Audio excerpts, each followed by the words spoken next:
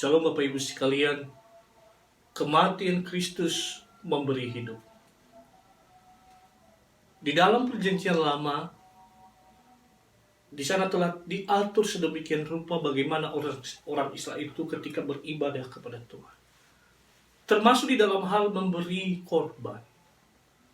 Peraturan-peraturan korban telah diatur sedemikian rupa melalui Musa. Dan ini sebenarnya menyatakan beberapa prinsip penting. Bahwa korban-korban itu adalah berbicara tentang pengakuan dosa. Menyenangkan Allah. Menyatakan hubungan antara manusia dengan Allah.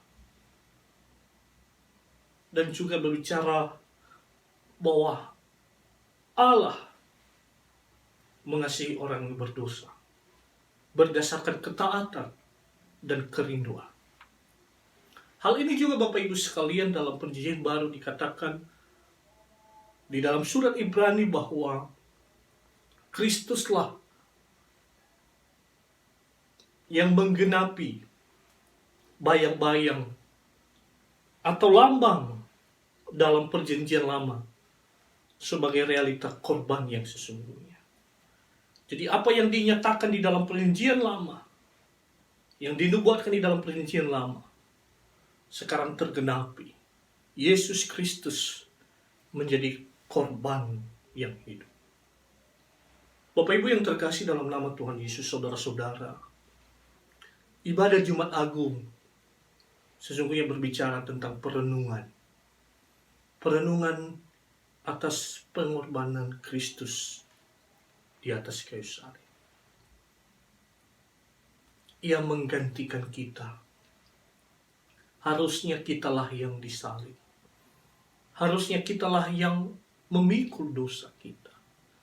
Harusnya kitalah yang mati di atas kayu salib. Tapi Yesus mengasihi kita. Ia menggantikan kita. Kedua Bapak Ibu sekalian, ibadah Jumat Agung berbicara pemberitaan tentang pengorbanan Yesus di atas kayu salib. Memberitakan betapa besarnya kasih Allah. Memberitakan betapa dasarnya hukuman atas dosa. Dan Yesus telah melakukan. Yesus telah menggantikan kita. Inilah ibadah Jumat Agung. Merenungkan tentang pengorbanan Yesus. Dan juga memberitakan. Saudara sekalian yang terkasih dalam nama Tuhan Yesus Kristus. Yesus Kristus tidak berdosa, tapi dibuat berdosa untuk menggantikan kita. Yesus Kristus yang tidak berdosa, ia dibuat berdosa supaya kita memperoleh hidup. Di sini kita melihat bahwa aspek keadilan Allah dan aspek kasih Allah berjalan bersama. Ia menghukum orang yang berdosa dan juga ia mengasihi mereka. Bapak Ibu yang terkasih dalam nama Tuhan Yesus Kristus, di dalam Injil Matius yang barusan kita baca, bagaimana Yesus harus menderita di atas kayu salib. Ia harus mati. Sebelum kematiannya tiba, ia berkata, Eli, Eli, lama sabachthani. Allahku, Allahku, mengapa engkau meninggalkan aku? Bapak Ibu sekalian, ada orang yang berkata bahwa kalimat ini diucapkan oleh Tuhan Yesus, ditujukan kepada orang banyak, supaya mereka membaca. Mereka diingatkan untuk membaca Mazmur 22. Bahwa sesungguhnya Allah mengasihi mereka. Allah tidak meninggalkan mereka, meskipun mereka telah berdosa. Meskipun mereka telah dikuasai oleh dosa. Karena itu ia mengajak supaya orang yang melihat tentang peristiwa itu, mereka percaya kepadanya. Mereka percaya kepada Allah. Namun Bapak Ibu sekalian, persoalannya sebenarnya di dalam pandangan ini, mereka berkata bahwa Yesus itu tidak ditinggalkan oleh Allah Bapa. Allah Bapa ada bersama-sama dengan Allah Anak di atas kayu salib. Kalau demikian, maka kita bisa berkata bahwa pengorbanan Yesus Kristus di atas kayu salib untuk menanggung dosa umat manusia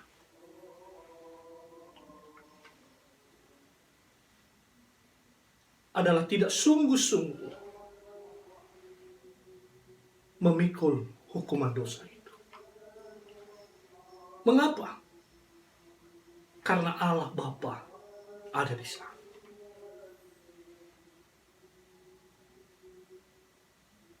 Hal yang kedua, Bapak Ibu sekalian, ada juga yang mempunyai pandangan bahwa Allah Bapa memang benar-benar meninggalkan Yesus. Allah memalingkan mukanya. Allah menutup mukanya terhadap Allah Anak.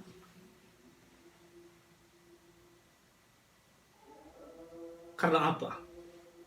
Karena hukuman atas dosa. Yesus Kristus harus menanggung ini sendirian. Yesus Kristus harus mengalami ini. Allah Bapa meninggalkan dia. Allah Tritunggal yang begitu menyatu harus terpisahkan. Allah Bapa yang begitu dekat dengan Allah Anak, di satu waktu Allah Bapa harus memalingkan mukanya dari Allah Anak. Bapak Ibu sekalian, sesungguhnya hal ini memberikan penegasan kepada kita bahwa kematian Kristus di atas kayu salib begitu dahsyat, begitu mengerikan. Kematian Kristus di atas kayu salib adalah tidak main-main. Memang benar-benar Kristus mati. Ia menanggung hukuman. Ia dihukum. Bapak Ibu yang terkasih dalam nama Tuhan Yesus Kristus, perpisahan ini harus dialami oleh Yesus Kristus. Kalau kita melihat hal ini, maka sesungguhnya sedang memberikan kita pemahaman bahwa Kristus sebagai Allah dan manusia benar-benar memikul hukuman dosa dengan sempurna. Benar-benar mati di atas kayu salib. Benar-benar sendirian di atas kayu salib. Tanpa Allah Bapa. Ia harus menanggung hukuman dosa. Bapak Ibu yang terkasih dalam nama Tuhan Yesus Kristus, yang perlu kita pelajari hari ini, yang pertama adalah Yesus Kristus menanggung dosa umat manusia.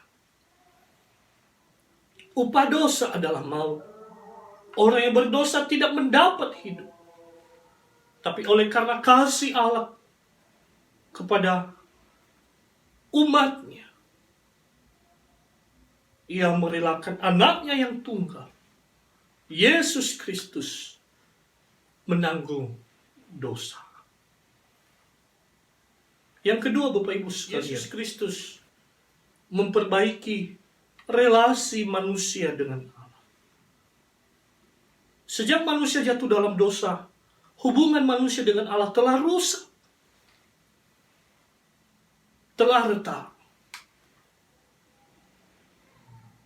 Dan hubungan yang rusak itu, Bapak Ibu sekalian, berdampak di berbagai aspek kehidupan.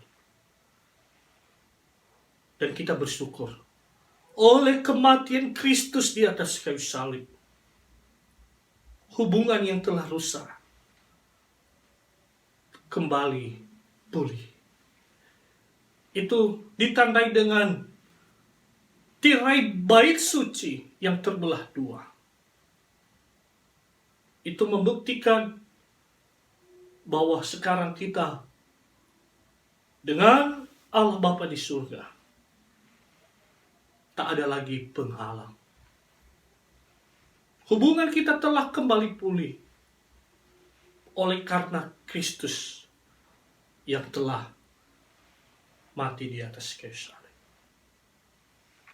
Karena itu Bapak Ibu sekalian yang terkasih dalam nama Tuhan Yesus Kristus, apa yang perlu kita lakukan? Yang perlu kita lakukan, yang pertama adalah bersyukur kepada Tuhan. Bersyukur kepada Tuhan oleh karena kasih-Nya, oleh karena pengorbanannya, yang harusnya mati di atas kayu salib adalah kita, tetapi Ia menggantikan kita. Ia menggantikan kita di atas kayu salib. Harusnya saya dan saudara yang disalibkan. Harusnya saya dan saudara yang mati di atas kayu salib itu. Tetapi Ia tidak rela. Ia menggantikan kita karena kasih-Nya yang besar. Yang kedua, Bapak Ibu sekalian, hidup kudus di hadapan-Nya. Saya teringat perkataan Tuhan Yesus kepada perempuan yang berdosa. Ia berkata, "Pulanglah dan jangan berbuat dosa lagi." Bapak Ibu yang terkasih, hidup kudus di hadapan. Kita telah dibebaskan dari hukuman dosa. Mau tidak berkuasa lagi atas kehidupan kita. Karena itu, hidup kudus di hadapan. Dan yang ketiga, beritakan Yesus yang menanggung dosa itu. Beritakan, kabarkan, saksikan kepada orang lain. Saksikan kepada orang banyak. Saksikan betapa besarnya kasih Allah. Bagaimana Allah menolong kita. Bagaimana Allah telah menyelamatkan kita. Bagaimana Allah telah memberkati kita. Kita saksikan, kita beritakan kepada orang lain. Tuhan menolong kita semuanya. Amin.